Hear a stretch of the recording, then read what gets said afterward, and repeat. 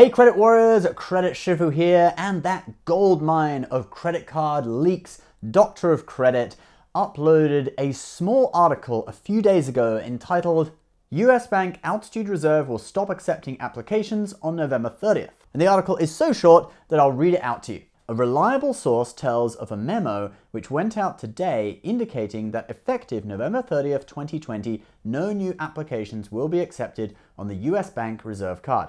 Possibly a temporary move, but we didn't get any information on that.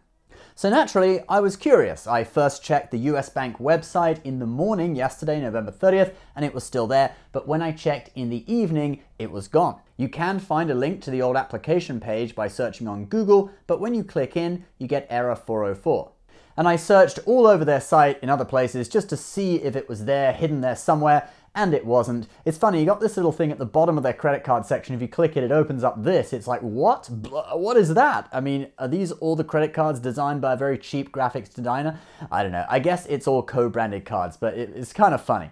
Anyway, so we have confirmed that Doctor of Credit's rumor about the Altitude Reserve being closed to new applicants is indeed true. In a moment, I'm going to tell you what I think is happening here, but first of all, let's have a look at the Altitude Reserve itself. So it is US Bank's premium travel card. The annual fee is $400, but it's offset by a $325 travel credit that gets automatically credited to the account.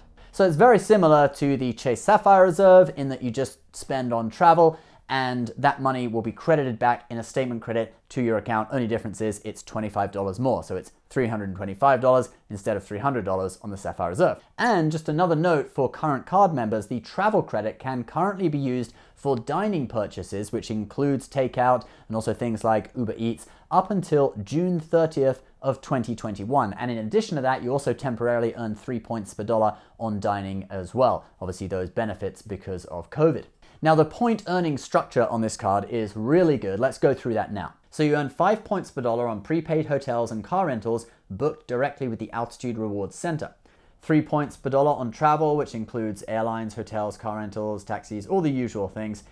Then, and this is the real sort of crowning jewel of this card, I guess you could say, 3 points per dollar on mobile wallet purchases, including Apple Pay, Google Pay, Samsung Pay, and LG Pay, and then 1 point per dollar on everything else. So potentially, you could be earning 3 points per dollar on basically all purchases if you just did everything through mobile wallet, okay? Be selective about the stores you go to, make sure they accept mobile wallet, and well, hey, 3 points per dollar, right? The points are also worth 1.5 cents per point when redeemed for travel through the Altitude Rewards Center. Now, unfortunately, there are no transfer partners with this card, but when you consider that it's 3 points per dollar on all mobile wallet spending, which potentially could be all spending, and the points are worth 1.5 cents per point, that's a 4.5% return on potentially all of your spend. The card also provides 4 free Priority Pass airport lounge visits per year, and you do get 1 free guest with each visit.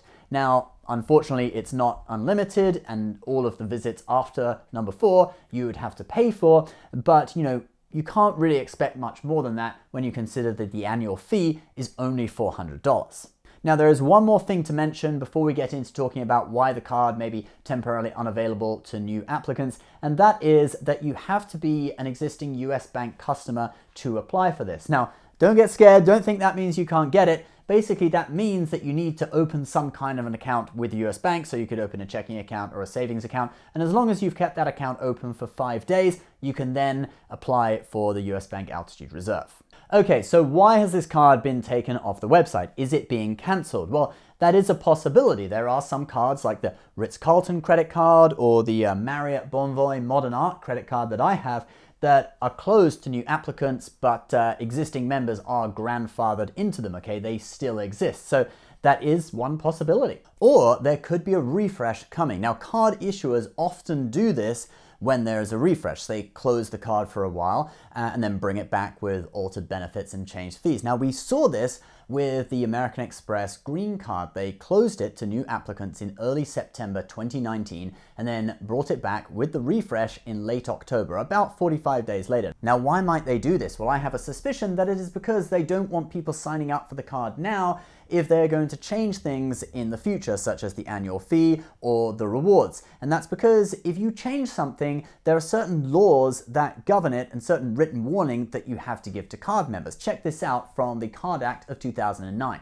A creditor shall provide a written notice of any significant change as determined by rule of the board in the terms, including an increase in any fee or finance charge other than as provided in paragraph 1 of the card member agreement between the creditor and the obligor, no later than 45 days prior to the effective date of the change. So what could be happening here is that they are bringing in some new benefits combined with an increase in the annual fee on the Altitude Reserve. But they have a little bit of a problem in that if they're going to increase the annual fee, they'd have to send out a 45-day notice to current card members, which would let them know that that's happening and let everyone know that there's going to be an annual fee increase in 45 days. Now you could just release the card for new card members with the higher annual fee and hold back the increase in the annual fee for current card members to 45 days later. Now, they do that, and you're going to see that in a moment, but then why still close the card? Well, I think while you're creating marketing materials, etc., for the new card, you often get leaks, all right? And so this is why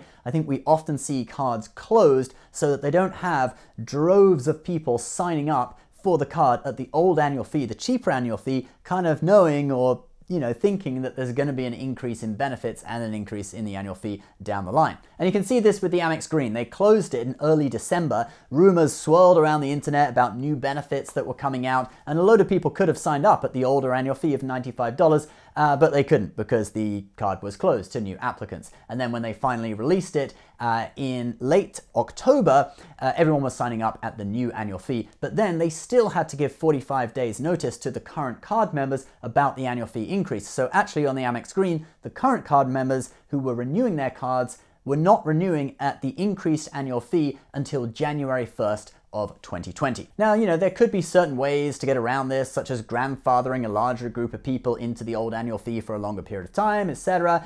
But there does seem to be a trend in the credit card industry of closing cards for a certain period of time before a refresh comes. We see it with the Citi Prestige as well. That was closed to new applicants in August of 2018 and then reopened again in February of 2019 with increased benefits and a higher annual fee. And if anyone knows specific reasons, especially legal reasons, why this may be the case, please leave it below. I'd really love to find out, and maybe I'll pin your comment if there's some good information in there. So I think it's really likely that the Altitude Reserve could be getting a rebrand, possibly a higher annual fee and possibly better benefits. Now, US Bank brought in the Altitude Go this year, and they're going to be coming out with the Altitude Connect apparently in January 2021. That's their mid-level card with a $95 annual fee. So it really wouldn't surprise me if the new revamped Altitude Reserve also comes out at the same time as the new Altitude Connect in January 2021. It could be a combined launch, and maybe there's going to be a US Bank trifecta, the Altitude Go, Altitude Connect, and the Altitude Reserve. We'll have to see. Anyway, guys, let me know what your hopes are for this card. Personally, I think they would do really well if they raised the annual fee to $450, brought in unlimited priority pass, and then they could also get away with lowering the travel credit from $325 down to $300, because that would put this card at the exact same structure as the Chase Sapphire Reserve. And you know what? A lot of people have been canceling the Chase Sapphire Reserve because the annual fee has gone up to $550. So if you did it that way, you'd have the same fee structure with unlimited priority pass that the Sapphire Reserve used to have when it first came out, and I think you get a lot of customers who've left Chase and maybe they're going to sign up for this instead. They'll be like, hey, I can get that same deal from US Bank. Why not go there? So leave your thoughts. What do you think is going to happen? Leave that in the comments below. Please subscribe if you're new for more credit card tips and tricks and updates on all the leaks and rumors as they come out and the launch probably in January 2021. I'll see you next time. Bye-bye.